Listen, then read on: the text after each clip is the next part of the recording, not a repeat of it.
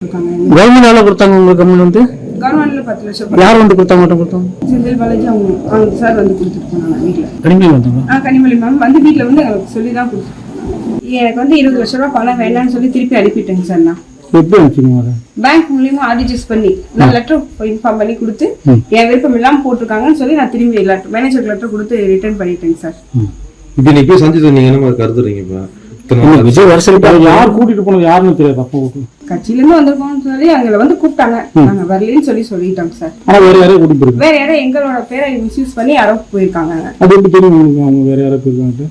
அதாவது டிவில போட்டிருக்காங்க, யார் யார் குடும்பத்தை வந்திருக்காங்கன்னு சொல்லி டிவில போட்டிருக்காங்க. அந்த ரிலேட்டிவ் வந்து எங்களுக்கு தெரிஞ்சவங்க தான், போனவங்க தான். ஆனா அவங்களுக்கு எங்களுக்கு ஃபேமிலி இஷ்யூஸ் இருக்கு.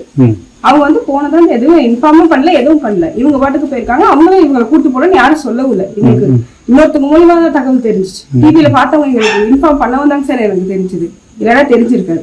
அவங்க போனது எனக்கு இன்னைக்கு மதியானம் தான் தெரியும், இந்த மாதிரி அவங்க அங்க போயிருக்காங்க அப்படின்னு. எங்களோட பர்மிஷன் இல்லாம எங்க பேரை வந்து தப்பா உபயோகப்படுத்தி எங்களை ரொம்ப மன உளைச்சலுக்கு ஆளாக்கி இருக்காங்க சார். ஒண்ணு இவங்க போக சொல்லியிருக்கோம், நான் போனேன். அவங்க கணவரோட அப்பா இருக்காரு, அவரோட அண்ணா எல்லாம் நாங்க இங்கதான் இருக்கோம். ஆனா எங்களுக்கே தெரியாம எங்க பேரை உபயோகப்படுத்திருக்காங்க தவறான முறையில. பணத்தை திருப்பி அனுப்பிச்ச காரணம் என்ன? அதுதான் சார் என்ன மன உளைச்சலுக்கு ஆளாக்கிட்டாங்க. நான் வரலைங்கிறப்ப அந்த தெரியாம 3 பேர் எப்படி சார் போனாங்க? எனக்கே அது தெரியாது இல்லைங்க சார். ஏன்னா மீறி அவங்க எப்படி போறாங்க?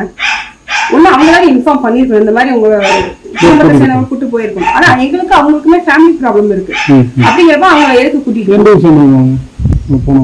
போனவங்க ராயனூரை சேர்ந்தவங்க தான் சார். எங்க வீட்டுக்காரோட அக்கா தான் அவங்க. அக்கா வீட்டுக்கார போயிருக்காங்க, எங்க சித்தப்பங்க. ஆனா அவங்களுக்கு எங்களுக்கு ஃபேமிலி ப்ராப்ளம் இருக்கு. எங்களுக்கு தெரியாது, இன்ஃபார்ம் பண்ணல. அவங்க டிவில பார்த்து உள்ளூர்காரங்க சொல்லிதான் எனக்கு தெரியும், அது வரைக்கும் தெரியாது. காலையில கடைக்கு போயிருக்காங்க அம்மா, அவங்க கிட்ட சொல்லியிருக்காங்க. அவங்க வீட்டு சொந்தவங்க போயிருக்காங்க, ஏன் நீங்க போகலையான்னு கேட்டவங்க எங்களுக்கு தெரியும். அது வரைக்கும் எங்களுக்கு போனதே தெரியாது. எங்களுக்கு ஃபேமிலி ப்ராப்ளம் இருக்கும்போது எங்க மிஸ்யூஸ் பண்ணி அவங்க யூஸ் பண்ணி இருக்கிட்டாங்க. எங்களோட பேரை கெடுக்கிறதுக்கு எங்களோட மன உளைச்சலுக்கு ஆளாக்கணும்னு இவங்க பண்ணியிருக்காங்க. ஆனா அந்த பணம் உங்களுக்கு அவ்வளோ வந்துச்சா? 20 லட்சம் 20 லட்சம் வந்துச்சு. ஆனா அவர் வந்து நேரில் வந்து ஆறுதல் தெரிவிக்கிறார் தான் ஆரம்பத்துல இருந்து சொல்லி இருந்தாங்க. அதைத்தான் நான் நம்பினேன். அதனால வீடியோ கால்ல கூட பேச சொல்லியிருக்கேன் ஏற்கனவே. அவர் வந்து நேரில் வந்து எனக்கு பெருசான ஆறுதல் தெரிவிக்கணுங்கிறத நான் எங்களோட விருப்பம். எங்களுக்கு வந்து பணக்காசு பெருசு கிடையாது சார். பணக்காசு வச்சு இப்ப இறந்த இவங்க நகரை திருப்பி கொண்டு வர முடியாது. நேரில் தெரிவிச்சு எல்லாத்துக்கும் ரொம்ப நன்றி.